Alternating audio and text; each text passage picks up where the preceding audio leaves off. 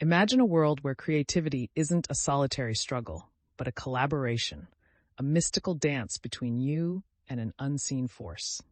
Elizabeth Gilbert, celebrated author of Eat, Pray, Love, invites us into a transformative conversation about the myths of creativity, the burden of genius, and the liberating power of reframing how we approach our work. Gilbert begins with her own story. She reflects on the overwhelming success of Eat, Pray, Love, a book that catapulted her into fame, but also left her with an existential question: what comes next? As she traveled and met readers, their most common reaction wasn't admiration. It was concern. "Aren't you afraid you'll never top that?" This reaction echoed a fear she had known long before fame. As a young aspiring writer, she often heard questions like, "Aren't you afraid you'll fail? That you'll live a life of rejection and obscurity?" Her answer then and now was an honest yes. Elizabeth delves into why fear seems so inseparable from creative work.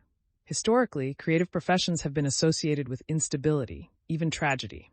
From poets to painters, stories abound of brilliant minds undone by their own gifts. Why do we collectively accept this link between creativity and suffering? Gilbert challenges this narrative.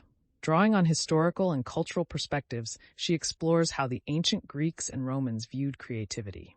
To them, creativity wasn't born solely within the individual. It was a collaboration with a divine spirit. The Greeks called it a daemon, and the Romans a genius. This ancient belief removed the unbearable pressure from the artist. If your work succeeded, you could credit your genius. If it failed, well, perhaps your genius was having an off day. Gilbert humorously contrasts this mindset with the modern era, where we expect individuals to bear the full weight of their creative output. To thrive as a creative, Elizabeth suggests readopting this ancient perspective. She recounts a story about the poet Ruth Stone, who described poems as forces barreling toward her across the landscape. Sometimes she caught them, sometimes she didn't, but this metaphor captures a vital truth. Creativity isn't entirely ours to control. Gilbert shares her own moments of despair while writing. In the face of self-doubt, she has spoken directly to her genius, asking it to do its part. This humorous yet profound practice keeps her grounded, reminding her that her job is simply to show up and do the work. One of Gilbert's most vivid anecdotes involves the musician Tom Waits. Driving on a Los Angeles freeway, he felt inspiration strike in the form of a melody. But without a way to record it, he did something extraordinary. He looked skyward and said, "Excuse me, can't you see I'm driving? If you really want to exist, come back later when I can write you down." Gilbert concludes by reminding us of the paradox of creativity, the moments of transcendence and the mundane grind.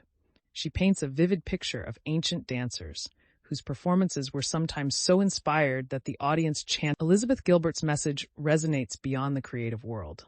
She teaches us to embrace the mystery of creativity. We free ourselves from the weight of expectations and rediscover the joy in the work we love. If you continue showing up, regardless of fear, doubt, or uncertainty, you will find TED.doodles, doodles of content you already love. Subscribe, watch, and let the doodles do the talking.